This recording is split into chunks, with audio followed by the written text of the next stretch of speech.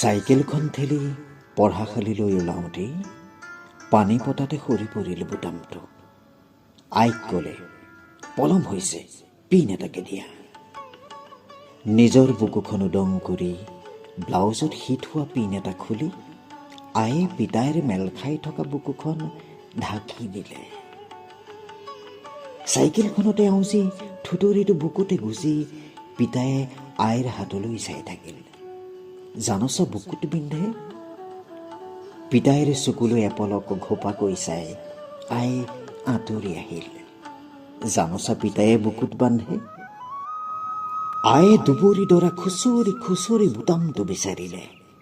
বুটামটো নিমিলিলে চাৰ্টটো ভাল নেদেখিব। অথচ নিমিলাকৈ কিমান কথা চলি যায়। গোহালিটো অঁতাই থোৱা, শাকতলিত পানী দিয়া, পঁচা জেওৰা নতুন বাঁহে তাপলি দিয়া। পিতাইৰে সদায় লৰালৰি, আইৰো নাই আহৰি। বুকুত পিনটো লৈ পিতাই পঢ়াশালীলৈ অহা যোৱা কৰি থাকিল। হঠাতে এদিন পিতাইৰ প্ৰেছাৰ ষ্ট্ৰোক। পঢ়াশালীলৈ আৰু যোৱাই নহ'ল। পিনটো বুকুত লৈ পিতাই জ্বলিল। বুটামটো কাঠৰ আলমাৰিটোৰ চুকটোত থকা পুৰণি সেন্দুৰৰ টেমাটোত সযতনে সোমাই থাকিল। টেমাত ৰৈ যোৱা সেন্দুৰ লাগি বগা বুটামটো গুলপীয়া হ'ল। আয়ে বুটামটো পেলাবলৈ নিদিয়ে।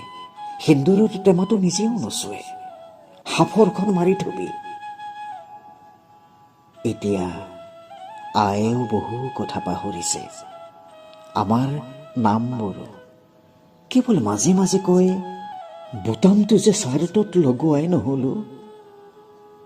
কিমান যে আক্ষেপ, কিমান যে অভিযোগ। আজিও সাফৰ মাৰি থওঁ টেমাটো।